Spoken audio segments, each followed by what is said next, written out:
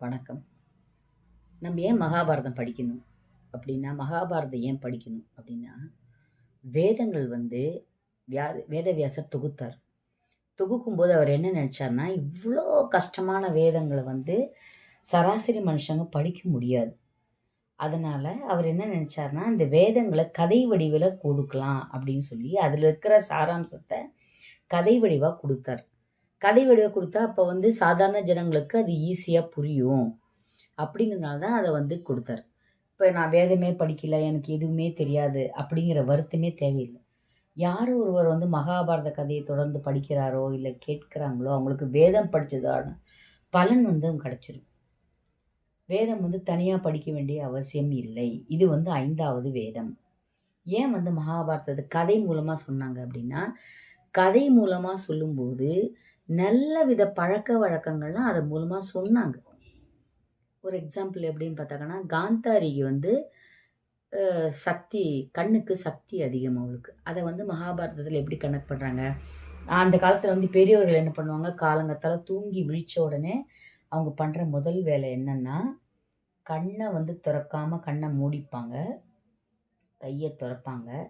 கைய திறந்தோனே அவங்க சொல்ற ஸ்லோகம் என்னன்னா, கராக்ரே வசதே லக்ஷ்மி, கரமத்யே சரஸ்வதி, கரமூலே து கோவிந்தா, பிரபாதே கரதர்ஷனம் அப்படின்னு சொல்லிட்டு, அந்த கைய அப்படி தேய்ச்சு, அந்த கண்ணுல ஒத்தி அப்படி முகமெல்லாம் அப்படி தடவுவாங்க.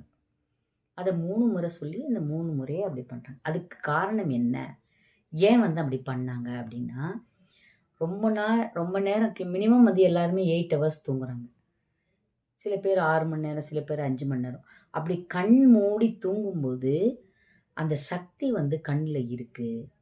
அந்த சக்திய வந்து நம்ம கைகளுக்கு ட்ரான்ஸ்ஃபர் பண்ணி, அந்த சக்திய வந்து நம்ம இப்படி பண்றதுனால, அன்றைய நாள் முழுவதும் புத்துணர்ச்சியா இருக்குன்னு அவங்க சொல்றாங்க. இத வந்து காந்தாரி மூலமா மகாபாரதத்துல சொல்றாங்க. எப்படி சொல்றாங்க?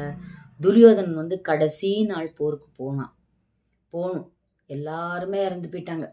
துரியோதனன் மட்டும் தான் பாக்கி. அப்ப வந்து காந்தாரி சொல்றா. என்ன சொல்றான்னா, அப்பா மகனே அவ ஆள் அனுப்புறா. ஆள் அனுப்பி நாளை வந்து நீ என்னை பார்க்க வரும்பொழுது பிறந்த மேனியாக வந்து என்னை பாருன்னு அவன் சொல்றான். கிருஷ்ணனுக்கு தெரியும். ஏன்னா மூடிய கண்களுக்கு சக்தி அதிகம். காந்தாரி வந்து தன்னோட சக்தியை வந்து துரியோதனனுக்கு டிரான்ஸ்ஃபர் பண்ண போறா அப்படின்னு அவர் கெஸ் பண்ணி என்ன பண்றாரு, கரெக்டா அவ அரண்மனைக்குள்ள நுழையும் போது, அதாவது அவளோட அந்தப்புறத்துக்குள்ள நுழையும் போது அவர் கிருஷ்ணரை எதிர்படுறாரு. எதிர்பட்டு என்ன சொல்றாரு, உங்க அம்மா சொன்னா நீ வந்து அதை அப்படியே கேட்பியா? நீ வந்து வயதுக்கு வந்த வாலிபன் இல்லையா? நீ வந்து இப்படி போலாமா பிறந்த தாய் முன்னாடி? அப்படின்னு சொல்லி கையில ஒரு வாழை இலையை குடுத்து இத சுத்தின்னு போ. அம்மாவ வந்து அப்படி ஒரு சந்தர்ப்பத்துல நீ பார்க்கவே கூடாது. அப்படின்னு கிருஷ்ணர் சொல்லிடுறாரு. சொன்ன உடனே இவன் என்ன பண்றான், அந்த வாழை இலைய இடுப்ப சுத்தி அப்படி மூடி அவன் பார்க்குறான். அப்படி பார்த்ததுனால பாத்தின்னு போறான். போன உடனே இவன் என்ன பண்றா, துரியோதனா வந்துட்டியாப்பா நீனு அப்படின்னு சொல்லிட்டு இவன் என்ன பண்றா, டக்குன்னு அந்த கண்கட்டைய அவித்து அவ கண்ணை பார்க்குறா. அதாவது அவனை டாப் டு பாட்டம் மேலே தலையிலேந்து தலை, நெற்றி, அதுக்கப்புறம் வந்து மூக்கு, நாசி, கழுத்து, அதுக்கப்புறம் அந்த மார்கள், அதுக்கப்புறமா வந்து கீழே பார்க்கும்போது, என்ன துரியோதனா இப்படி தப்பு பண்ணிட்டியே, நான் உன்னை எப்படி வர சொன்னேன் நான் அப்படின்னு அவ கேட்குறா. அவர் சொல்கிறார், நான் எப்படிம்மா அப்படி வருது உங்களை பார்க்கறதுக்கு அப்படின்னு சொல்லுவேன். அதுக்கப்புறம் இந்த இடுப்பு பகுதியை மட்டும் விட்டுட்டு இந்த தொடைகள், தொடைகளுக்கு, அதாவது தொடையெல்லாம் கவர் ஆகிருக்குது அவருக்கு. அந்த முட்டிலேருந்து திரும்ப ஒரு பாதம் வரைக்கும் பார்க்குறேன். அப்படி பார்த்ததுனால காந்தாரோட சக்தி வந்து துரியோதனுக்கு டிரான்ஸ்ஃபர் ஆயிடுச்சு.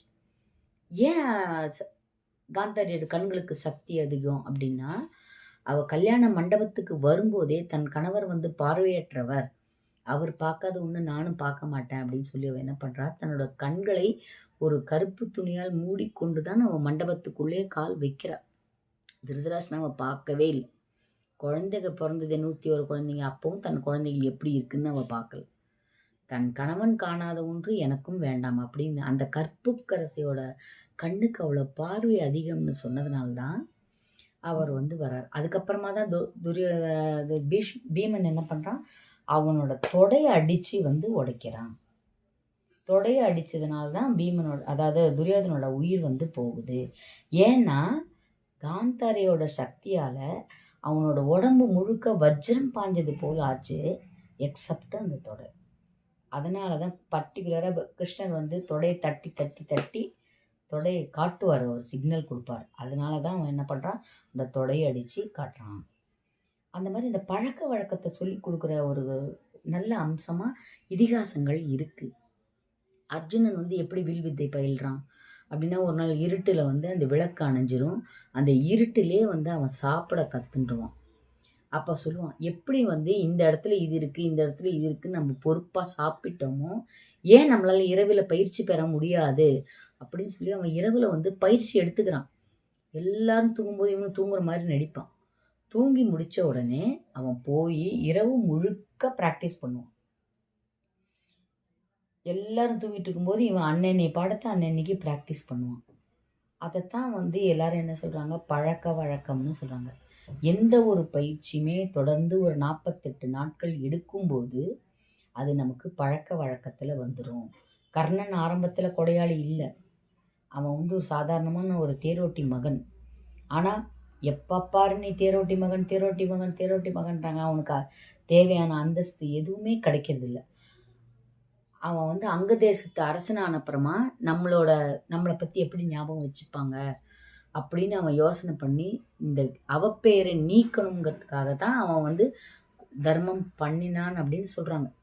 அவன் தர்மம் பண்ணது காரணம் என்ன, அதுக்கப்புறமா கர்ணன்னா கொடையாளி அப்படிங்கிற பேர் வந்து அவனுக்கு கிடைச்சிது. இதுவுமே ஒரு பழக்க வழக்கத்தில் வரும். நாம் வந்து நம்ம குழந்தைங்களுக்கு கொடுக்க வேண்டிய மிகச்சிறந்த புண்ணியம் என்னன்னு நினைக்கிறீங்க?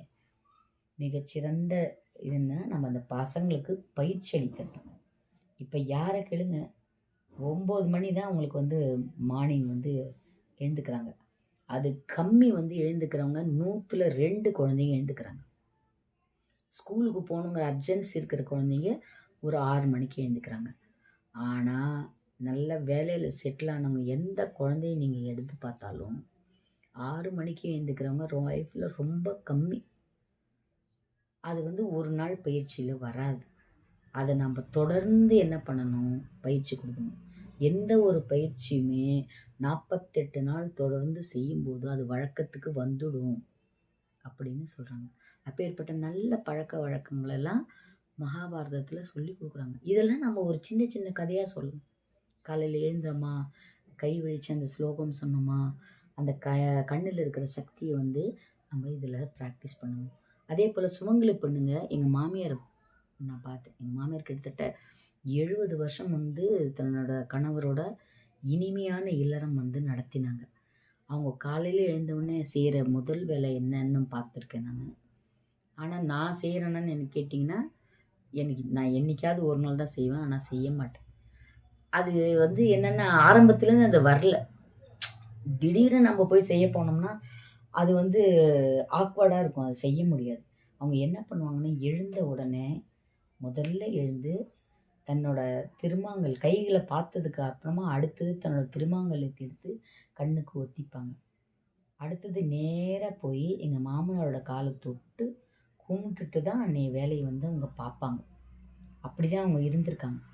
ஆனால் அப்படி இருந்ததுனால தான் அவங்களோட இல்லற வாழ்க்கை வந்து இனிமையாகவும் இருந்தது, ரொம்ப லெங்க்த்தியாக இருந்தது. இப்போ வந்து ஒரு திருமண வாழ்க்கை வந்து 30 தாண்டுது இல்லை 40 தாண்டுதுன்னா அதெல்லாம் நிச்சயமாகவே பெரிய விஷயம்.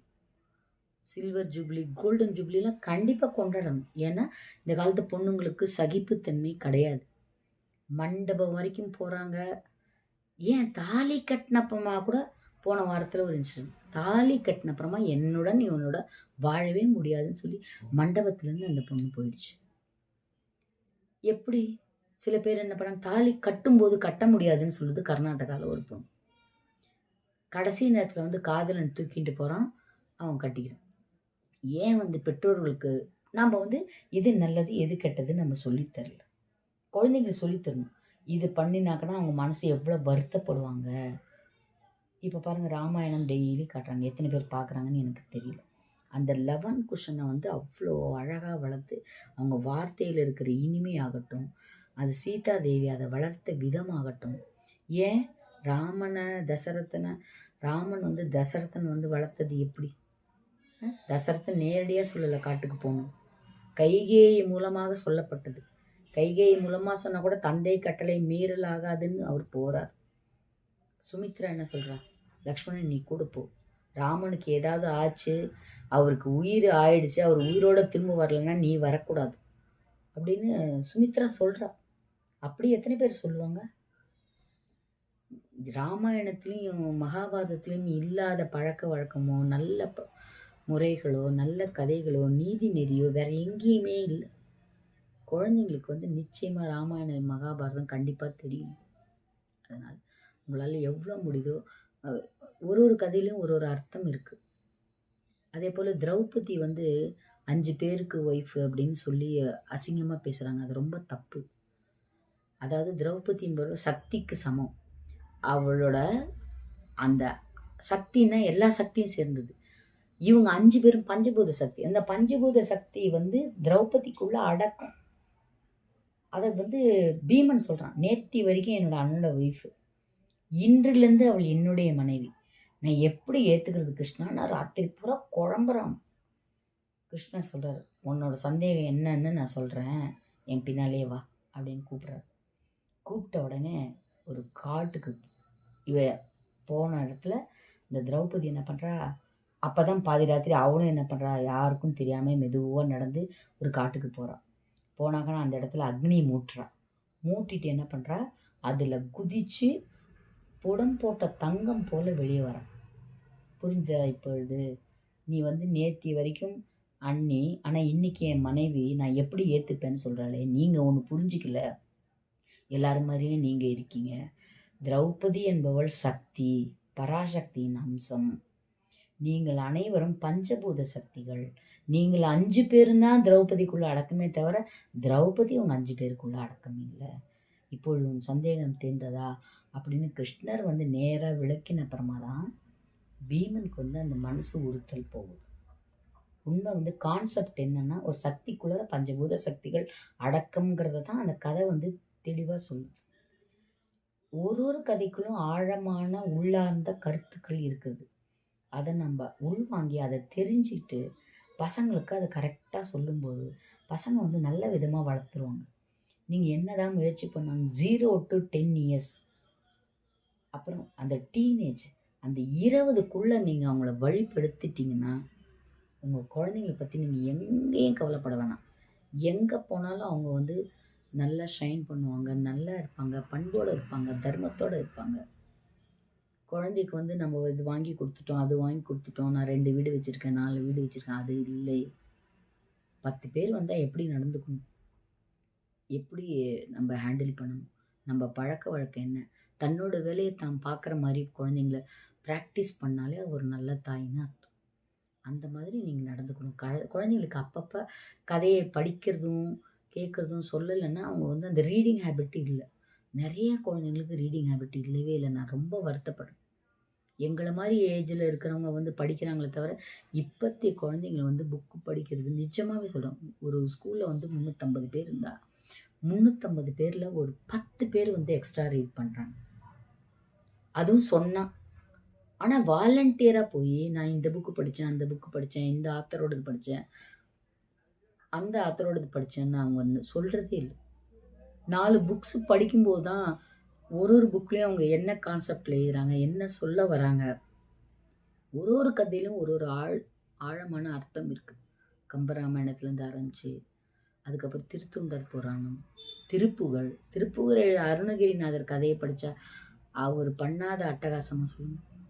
எப்படி இருந்தவர் எப்படி மாறினார், அதுக்கு காரணம் என்ன, அப்பேற்பட்ட திருப்புகழ் வந்து எப்படி பிறந்தது, எல்லாமே சொல்லலாம். 64 நாயன்மார்கள் கதையை சொல்லலாம், 12 ஆழ்வார்கள் கதையை சொல்லலாம். ஒரு கதையிலும் ஒன்று இருக்குது, ஒரு குணம் இருக்குது. குழந்தைங்க வந்து வளர்த்துக்க வேண்டிய குணங்கள்லாம் இருக்குது. அதனால் கதை பிடிச்சவங்க லைக் பண்ணுங்கள், சப்ஸ்கிரைப் பண்ணுங்கள். மகாபாரதமும் ராமாயணமும் 2 கண்கள்னு நினச்சி அதை எப்பவும் படிக்கவும் கேட்கவும் முயற்சி பண்ணுங்கள். நன்றி, வணக்கம்.